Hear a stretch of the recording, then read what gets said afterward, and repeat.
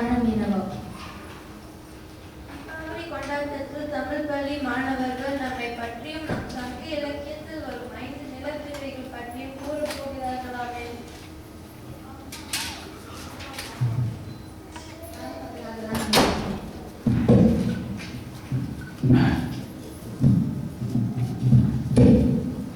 ஒன்றுபடலாம். நாமே அவையோருக்கு அறிமுகப்படுத்திக் கொள்ளலாம்.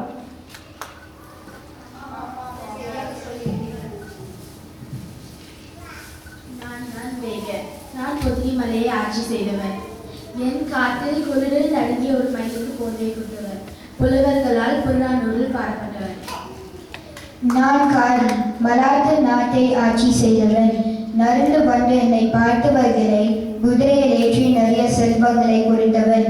பெருஞ்சாட்டனார் மற்றும் பல புலவர்கள் புறநானூற்றில் என்னை பாடியிருக்கிறார்கள். என் பேர்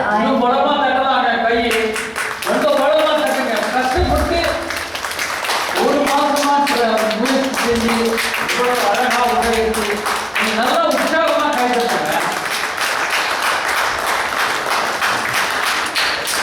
என் பேர் ஆயங்கள். தமிழ்நாட்டு பொதிகை மலையில் ஆயக்குடியின் ஆட்சி செய்தவன்.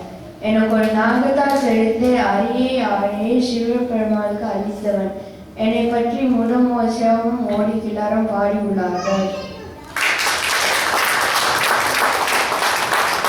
நான் நெல்லி.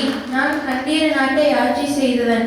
அருமை வறுமை வராதபடி என்னை நாடி வந்தவருக்கு வாரி வழங்கியவன். வன்பரனர் என்னை பாடியிருக்கிறார். நான் ஒரு கொடி நாட்டை ஆட்சி செய்தவன். கூத்தாரோருக்கு நாட்டை கொடுத்தவன். வில்லில் சேர்ந்தவன். உழையம்பில் யானை புலி மான் பன்றி உடம்பை அடைத்திய வேட்டியவன். வன்பரனரால் பாடப்பட்டவன். அவையோருக்கு வணக்கம். நான் அதியமான் நெடுமான் நஞ்சி தகடூரை தலைநகராக ஆட்சி செய்தவன். சங்ககால குறுநில மன்னர்களில் ஒருவன் நான்.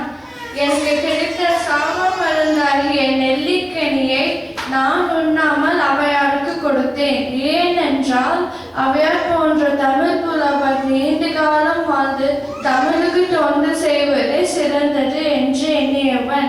நான் அவையாரால் பாடுபட்டவன். நான் பாரி பரும மலையை ஆட்சி செய்தவன். பதறவருக்கு எதுமில்லாத தவிர்த்த முல்லை குறுக்கி எனது தேவை குறித்து உதவி செய்தவன். கவிரலால் பாடப்பட்டவன். இரவு அரவணர்கள் ஏதோ அங்கவே சங்கவே